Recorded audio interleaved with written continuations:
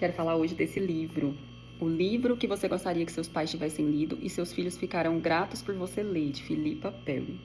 Esse livro, eu li ele, demorei um pouquinho pra ler, eu leio rabiscando, ó.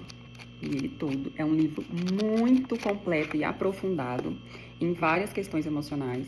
Ele tem 290 páginas e é um livro que nos ensina como a gente cria laço com nossos filhos.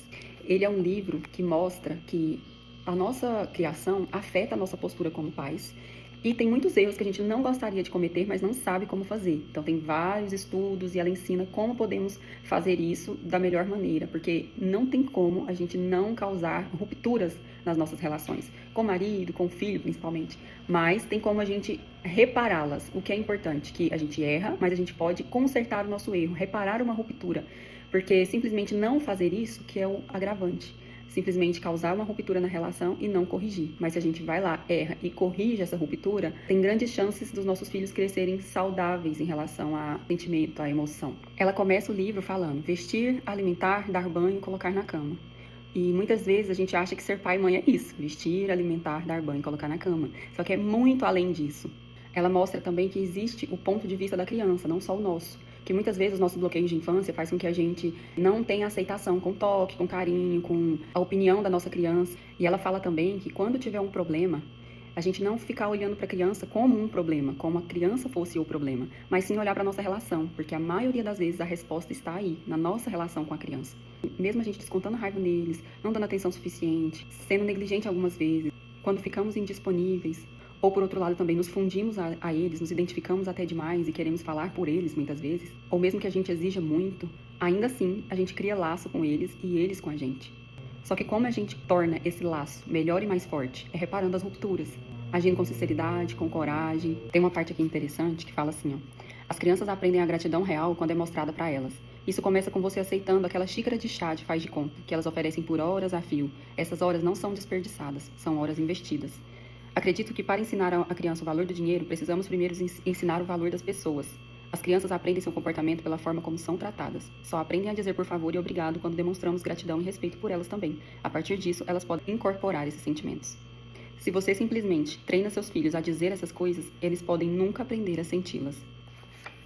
É um livro que eu indico bastante, porque ele mostra que a gente pode quebrar aqueles padrões negativos repetitivos. E aqui fala, né, que a gente gostaria que nossos pais tivessem lido, porque justamente nossa vida seria um pouco mais fácil se eles tivessem lido.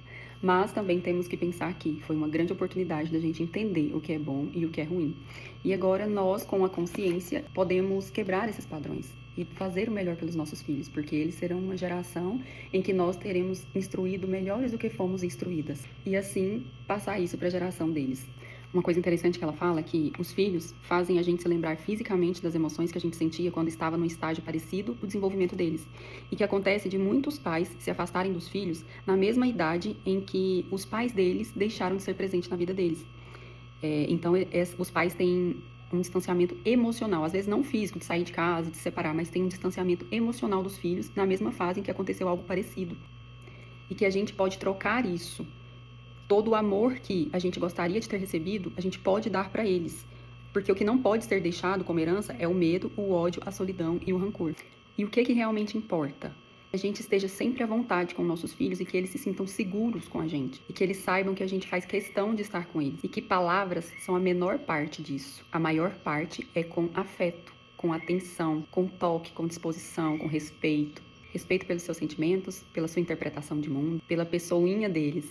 Aí ela fala assim, ó: em outras palavras, precisamos mostrar o amor que sentimos por eles quando estão acordados e não apenas quando estão lá dormindo quietinhos. Eu até fiz algumas anotações que eu preciso colocar em prática. Eu até coloquei aqui, ó: preciso ajudar mais o Lucas a lidar com frustrações e manter mais a minha calma. Porque o que acontece? Muitas vezes a frustração da criança surge, aqui pelo menos é o meu exemplo, quando ela não consegue fazer algo sozinha. E ela fala que o momento dessa frustração é logo antes de desbloquear uma nova habilidade, de passar para um novo estágio. Antes de conseguir falar, antes de conseguir caminhar, antes de conseguir escrever, antes de conseguir ser independente, sexualmente ativa, dependendo da idade. Então, é para todos os estágios. Essa é a fase que elas ficam mais irritadas. Aí, em vez da gente pensar que é intencional, que a criança quer nos tirar do sério, ponto e acabou, nós podemos pensar nisso como um novo marco. É algo que vai marcar a vida dela. Então, eu sou uma facilitadora desse marco, dela alcançar esse marco.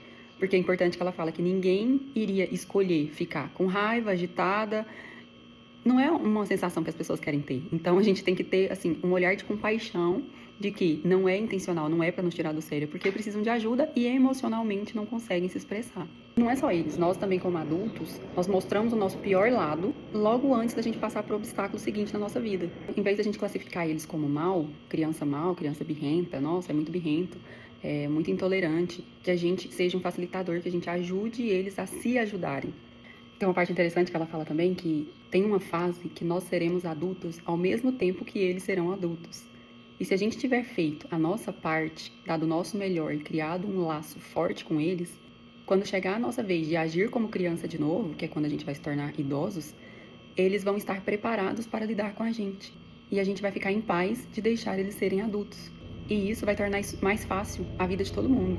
Então é um livro que eu indico para todo mundo ler, não só quem é pai e mãe, quem também não é, que ela fala sobre gestação, quando você está planejando para engravidar, fala quando você é pai solteiro, quando você é mãe solteiro, como pode fazer quando você foi abandonada, ou quando você, pai e mãe, mora junto. Então tem todas as situações possíveis, porque a criança nunca vai deixar de existir, independente da situação.